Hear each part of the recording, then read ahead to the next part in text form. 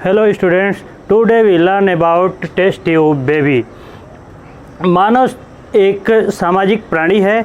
अपनी वंश परंपरा को चलाने के लिए यह अपनी जैसी जननक्षम संतानें उत्पन्न करता है और ऐसे कपुल्स जो अपनी जैसी संतान उत्पन्न करने की क्षमता रखते हैं, ऐसे कपुल को फर्टाइल कपुल कहा जाता है और उनकी इस क्षमता को फर्टिलिटी कहा जाता है। परंतु मानव समाज में लगभग 2 से 10% ऐसे ह्यूमन कपुल होते हैं जो अपनी जैसी संतान उत्पन्न करने में अक्षम रहते हैं। ऐसे कपुल्स को स्टेराइल कपुल्स कहा जाता है और उनकी इस अक्षमता को स्टेरिलिटी कहा जाता है। परंतु 20वीं सदी में स्टेप्टो और एडवर्ड नामक वैज्ञानिकों ने एक ऐसी तकनीकी का विकास किया जिस तकनीकी का प्रयोग करके स्टेराइल कपुल भी संतान सुख प्राप्त कर सकते हैं। उस तकनीकी को नाम दिया गया असिस्टेड रिप्रोडक्टिव टेक्निक अर्थात ART। और जो test tube baby technique is a type of assisted reproductive technique, यानी टेस्ट ट्यूब बेबी जो परकनली शिशु है तकनीकी है, यह असिस्टेड रिप्रोडक्टिव टेक्निक का एक प्रकार है। सर्वप्रथम 25 जुलाई सन 1978 को ब्रिटेन के ओल्धम शहर में स्टेप्टो और एडवर्ड नामक वैज्ञानिकों के सफल प्रयोगों के फलस्वरूप उन्होंने एक ऐसी कन्या को जन्म दिलाया जो इस टेस्ट ट्यूब बेबी तकनीकी के उपयोग द्वारा प्राप्त हुई थी और उस लड़की का नाम उन्होंने रखा Lucy Joy brown. Lucy Joy brown adult होने पर वर्ष 2004 में अपनी शादी की और एक निश्चित समय के अंतराल के बाद उसने एक स्वस्थ बेटे को जन्म दिया। और जब लूसी जॉय ब्राउन एक स्वस्थ बेटे को जन्म दी, उसके बाद तो 21वीं सदी में जैसे टेस्ट ट्यूब बेबी टेक्निक में एक क्रांति आ गई और इस टेस्ट ट्यूब बेबी टेक्निक का उपयोग करके बहुत से स्टेराइल कपुल संतान सुख प्राप्त करने में सफल हुए। आइए कुछ ऐसी प्रक्रियाएं हैं जो टेस्ट ट्यूब बेबी टेक्निक में अपनाई जाती हैं। क्रमशः हम उन एक एक प्रक्रियाओं का अध्ययन करते हैं। टेस्ट ट्यूब बेबी में एक टेक्निक है IUI अर्थात इंट्रा यूटेराइन इंसेमिनेशन, जिसको आर्टिफिशियल इंसेमिनेशन अर्थात कृत्रिम गर्भाधान भी कहा जाता है। इस तकनीकी का उपयोग उस समय किया जाता है जब पुरुष के सीमेन में नंबर ऑफ क्रोमोसोम्स कम होते हैं। एक स्वस्थ वयस्क मनुष्य के सीमेन के एक ड्रॉप सीमेन में लगभग 6 करोड़ स्पर्म होते हैं। यदि स्पर्म की संख्या इससे कम होती है तो वह सीमेन पतला माना जाता है और वह ओवम का निषेचन करने योग्य नहीं रहता है। ऐसी दशा में पुरुष का सीमेन ले लिया जाता है और उस सीमेन का अल्ट्रासेंट्रीफ्यूगेशन किया जाता है और जब अल्ट्रासेंट्रीफ्यूगेशन से ऊपर जो लिक्विड प्राप्त होता है इसको निथार करके अलग कर देते हैं। जो कंसंट्रेटेड सीमेंस होता है इसको कैथेराइड की सहायता से मादा के फैलोपियन ट्यूब में वेजाइनल पार्ट यूटेरस से होते हुए उसके फैलोपियन ट्यूब में स्पर्म को पहुंचा दिया जाता है और नेचुरल रूप से यह स्पर्म ओवम का फर्टिलाइजेशन करता है और जो फर्टिलाइजेशन के बाद ओवम जाइगोट में डेवलप हो जाता है। फिर आगे उसका विकास होता रहता है और एक निश्चित अवधि के बाद स्टेराइल कपुल भी संतान सुख प्राप्त कर सकते हैं। दूसरी उसमें जो टेक्निक है उसको IVF टेक्निक अर्थात इन वाइट्रो फर्टिलाइजेशन, IVF यानी in vitro fertilisation and ET embryo transfer technique कहा जाता है।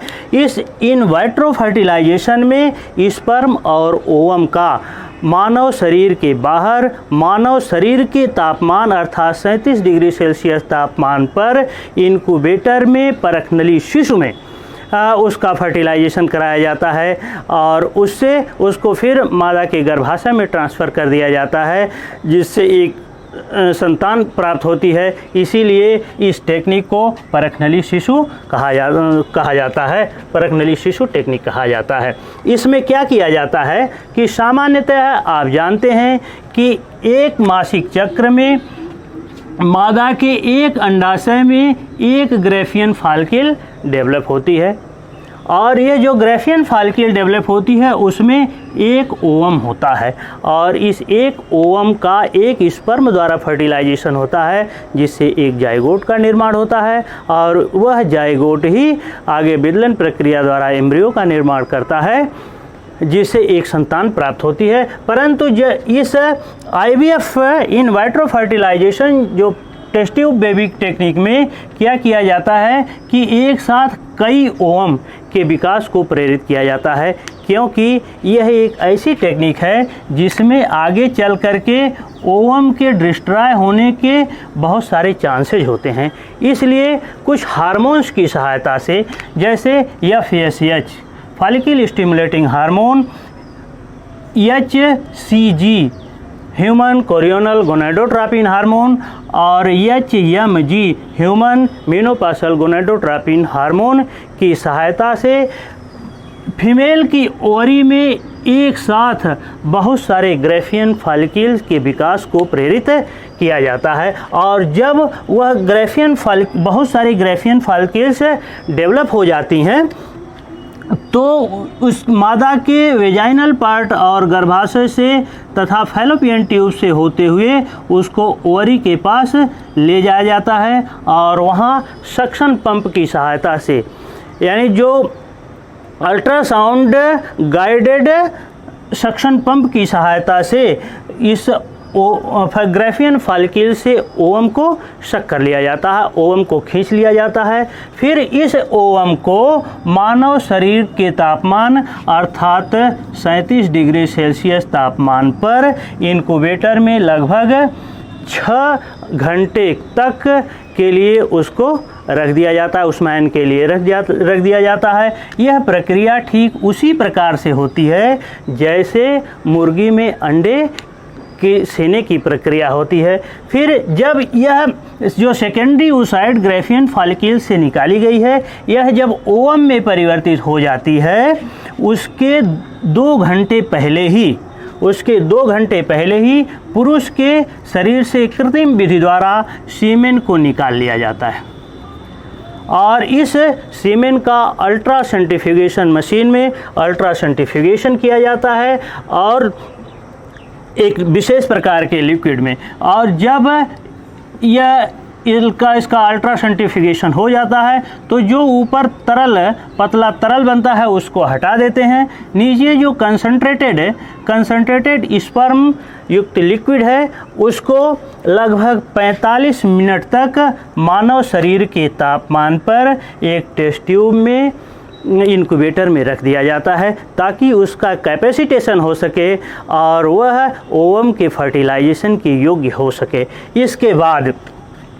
इसके बाद ये जो ओवम इनक्यूबेटर में रखा है इसको और यह कंसंट्रेटेड सीमेन को दोनों को एक दूसरी पेट्री डिस्क में एक साथ मिला करके रख दिया जाता है और यह रखा जाता है लगभग उसको 18 घंटे तक रखा जाता है और उस 18 घंटे में इस टेस्ट ट्यूब अथवा पेट्री डिस्क में इस ओवम का सीमेन में उपस्थित स्पर्म की सहायता से फर्टिलाइजेशन हो जाता है, जिसको इन वाइट्रो फर्टिलाइजेशन कहा जाता है। फिर जब इसका फर्टिलाइजेशन हो जाता है तो इसमें से जाइगोट को निकाल करके एक दूसरी पेट्री डिस्क में रख लिया जाता है। उस पेट्री डिस्क में पहले से ही कुछ ग्रोथ फैक्टर आप रखे रहते हैं, ग्रोथ फैक्टर्स उसमें रखे रहते हैं ताकि यह जो जाइगोट का आगे डेवलपमेंट है और विदलन की प्रक्रिया है यह ठीक ढंग से होती रहे। और जब इस जाइगोट युक्त जो पेट्री डिस्क है उसको 24 घंटे के लिए पुनः इंक्यूबेटर में रख दिया जाता है, इसलिए कि फर्टिलाइजेशन के 24 घंटे बाद उसमें विदलन की प्रक्रिया होती है। और जब इस जायगोट में विदलन की प्रक्रिया प्रारंभ हो जाती है तो 1 से 2, 2 से 4 और 4 से 8 ब्लास्टोमियर्स जब इसमें बन जाते हैं तो वह उसकी मारुला अवस्था कहलाती है। और वह इस मारुला स्टेज में इसको कैथेराइड की सहायता से मादा के वेजाइनल पार्ट से होते हुए गर्भाशय के ऊपरी सिरे में यानी बॉडी ऑफ यूटेरस में इसको छोड़ दिया जाता है। गर्भाशय में यूटेराइन मिल्क को वह शक करता रहता है, उसका आकार बढ़ता जाता है, विदलन की प्रक्रिया कंटिन्यू रहती है। 24 घंटे से 48 घंटे के अंदर यह जो मारुला है यह गर्भाशय की आंतरिक दीवार अर्थात एंट्रोमेट्रियम में प्रवेश कर के यहाँ उस इम्प्लांट हो जाता है। इस प्रक्रिया को इम्प्लांटेशन कहा जाता है, एम्ब्रियो का इम्प्लांटेशन कहा जाता है। इसके बाद धीरे धीरे इसमें प्लेसेंटा का निर्माण होने लगता है और जब प्लेसेंटा का निर्माण होने लगता है उस समय इस ओवरी से प्रोजेस्टेरॉन और उसके एम्ब्रियो के प्लेसेंटा से ह्यूमन कोरियोनल गोनाडोट्रोपिन यह हार्मोन्स स्रावित होने लगते हैं जो मादा के रक्त से उसके यूरिन में आने लगते हैं और इसी ह्यूमन कोरियोनल गोनाडोट्रोपिन का परीक्षण करके उसकी सगर्भता का पता लगाया जाता है। इसके बाद एक निश्चित समय अंतराल पर जब इसमें एम्ब्रियो का पूरा डेवलपमेंट हो जाता है, फीटस बन जाता है 3 महीने के बाद, तब तक इसकी कार्पस लूटियम से और इसके प्लेसेंटा से प्रोजेस्टेरॉन स्रावित होता रहता है जो इसकी सगर्भता बनाए रखता है। यदि कभी ऐसा हो जाए किसी कारण से कि इस ओवरी से प्रोजेस्टेरॉन और प्लेसेंटा से प्रोजेस्टेरॉन तथा ह्यूमन कोरियोनल गोनाडोट्रोपिन का स्रावण बंद हो जाए तो उस समय असमय एबार्शन हो जाता है। तो प्राकृतिक रूप से इससे प्रोजेस्टेरॉन और ह्यूमन कोरियोनल गोनाडोट्रोपिन का स्रावण होता रहता है, वह गर्भवती बनी रहती है और एक निश्चित अवधि के बाद लगभग 270 से 280 दिन के बाद वह उसमें ऑफस्प्रिंग का जन्म होता है, एक स्वस्थ बच्चे का जन्म होता है। अब आप जानते हैं कि यदि जो ओवम है उसका X क्रोमोसोम युक्त स्पर्म से फर्टिलाइजेशन हुआ है तो उत्पन्न होने वाली जो संतान होगी वह लड़की होगी। यदि इस ओवम का फर्टिलाइजेशन Y क्रोमोसोम युक्त स्पर्म से हुआ है तो उत्पन्न होने वाली संतान लड़का होगी। ये तो इस तरह से इस टेक्निक का उपयोग करके बहुत से स्टेराइल कपुल संतान सुख प्राप्त कर सकते हैं। आइए अब अगली विधि का हम वर्णन करें जिसको कहते हैं GIFT, गैमेटिक इंट्राफैलोपियन ट्रांसफ़र। इस विधि का उपयोग तब किया जाता है जब मादा के वेजाइनल पार्ट में संक्रमण होता है अथवा जो पुरुष होता है उसमें नंबर ऑफ क्रोमोसोम्स कम होते हैं। यदि पुरुष के सीमेन में नंबर ऑफ क्रोमोसोम्स कम हों तो क्या किया जाता है, उसका सीमेन निकाल लिया जाता है और इसका अल्ट्रासेंट्रीफ्यूगेशन कर लिया जाता है। ऊपर के पतले लिक्विड को निथार करके अलग कर लिया जाता है। जो इसका कंसंट्रेटेड लिक्विड स्पर्म युक्त बचता है इसको और मादा के ओवम को इसके फैलोपियन ट्यूब में कैथेराइड की सहायता से पहुंचा दिया जाता है। फैलोपियन ट्यूब को फर्टिलाइजेशन ट्यूब भी कहते हैं। उसमें उस ओवम का स्पर्म की सहायता से फर्टिलाइजेशन हो जाता है और फिर वह ओवम जायगोट में डेवलप हो जाता है। आगे जायगोट का विलयन होता रहता है और उससे एम्ब्रियो, फिर एम्ब्रियो से फीटस और उससे एक निश्चित समय के अंतराल पर एक संतान प्राप्त होती है। तो इस विधि का भी उपयोग करके बहुत से स्टेराइल कपुल संतान सुख प्राप्त कर सकते हैं। अगली एक विधि है ZIFT, यानी जाइगोटिक इंट्राफैलोपियन ट्रांसफ़र।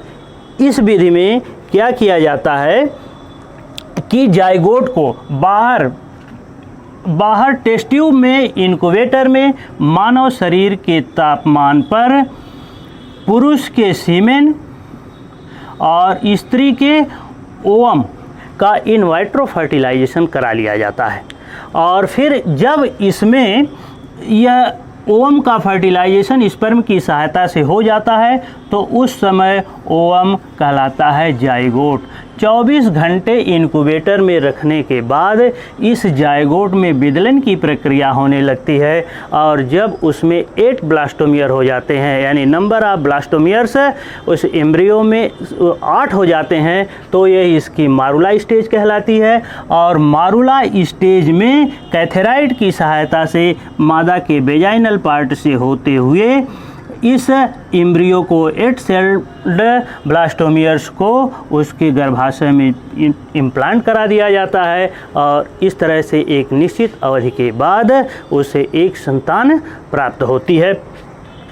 इस तरह से इस ZIFT गैमेटिक इंट्राफैलोपियन ट्रांसफ़र विधि का उपयोग करके बहुत से स्टेराइल कपुल संतान सुख प्राप्त कर सकते हैं। हाँ, बात यह होती है कि यदि कोई स्त्री अपने रिप्रोडक्टिव सिस्टम में